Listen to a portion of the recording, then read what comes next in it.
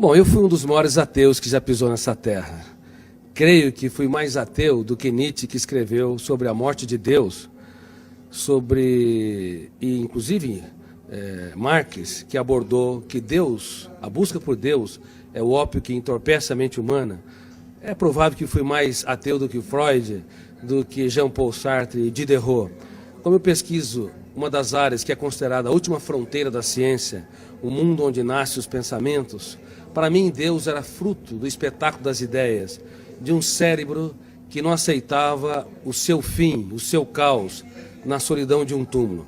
E a teoria que eu desenvolvi como psiquiatra e pesquisador da psicologia, ela estuda o processo de construção de pensamentos e de formação de pensadores.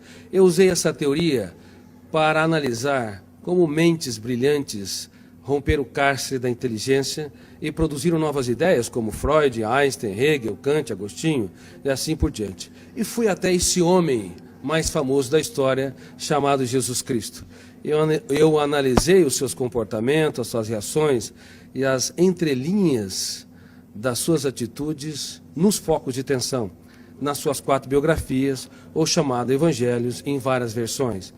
Eu esperava encontrar uma pessoa construída por um grupo de galileus que queriam produzir um herói para romper o jugo de Tibério César, que era imperador romano.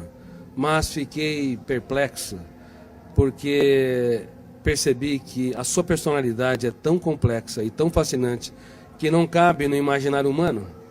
Para você ter uma ideia, no exato momento em que ele foi negado por Pedro, ele olhou para o mais forte dos discípulos, e embora sendo golpeado pelas palavras que bradavam, eu não o conheço, eu nunca andei com esse Galileu, ele não faz parte da história, ele cativou-o com a sua retina e gritou sem dizer palavras. Na Fortaleza Antônia, ele quis dizer: eu te compreendo, eu te compreendo.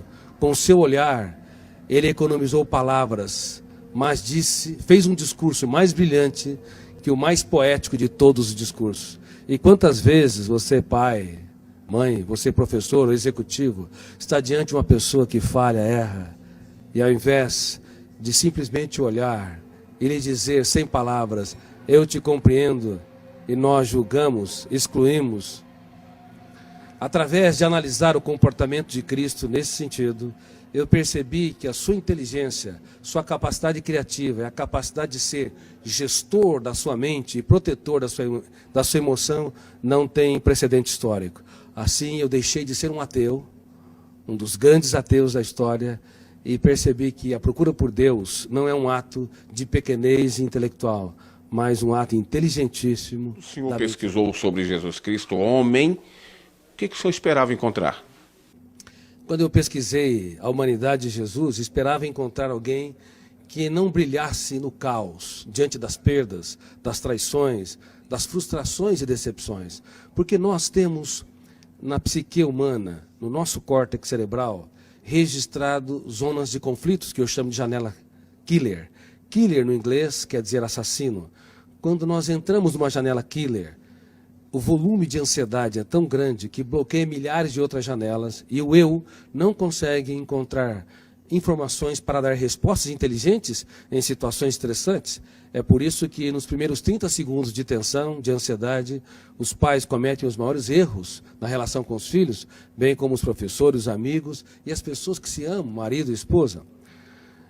Eu esperava encontrar alguém que não brilhasse no drama, no deserto, nas tempestades.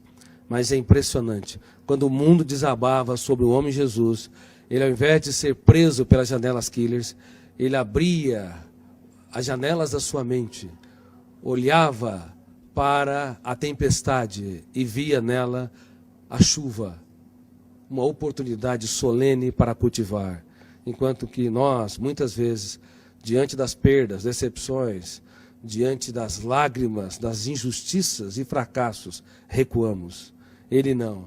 Ele cultivava as flores e usava suas mãos nesse processo.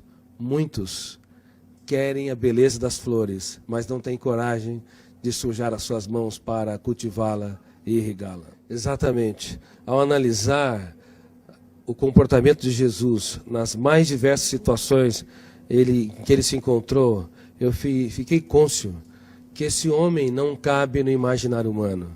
Somente alguém que é sobre-humano, filho de Deus, poderia ter as reações que teve nos mais dramáticos estímulos estressantes. Veja bem, no ato da traição, era de se esperar que ele fosse golpeado pelas zonas de conflito do medo ou da raiva, agredisse o seu traidor, ou se punisse e se achasse o mais derrotado dos seres humanos, porque foi traído pelo mais culto, o mais sereno, o mais tranquilo dos discípulos, Judas Iscariotes.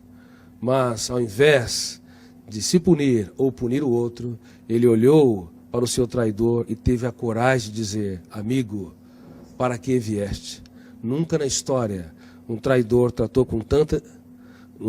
na história um traidor foi tratado com tanta dignidade pela pessoa traída, indicando que Jesus não tinha medo, na verdade, de ser frustrado ou decepcionado. Ele tinha medo de perder um amigo. O que nos leva a compreender, do ponto de vista psiquiátrico, psicológico e sociológico, que um grande educador é aquele que aposta tudo que tem naqueles que pouco têm. É aqueles que têm coragem para se fazer pequeno, para tornar os pequenos grandes. E como eu digo no meu livro, Mentes Brilhantes, Mentes Treinadas, não é possível ter uma mente brilhante se nós não treinarmos a nossa criatividade, as habilidades da nossa psique, como a solidariedade, a capacidade de se colocar no lugar dos outros, a capacidade de investir naqueles que nos frustram, a capacidade de transformar as perdas numa oportunidade excelente para os melhores ganhos e de usar as nossas lágrimas para desenvolver sabedoria. Por favor, não tenha medo dos dias mais tristes da sua vida. Você pode escrever os capítulos mais importantes da sua história quando o mundo desaba sobre si.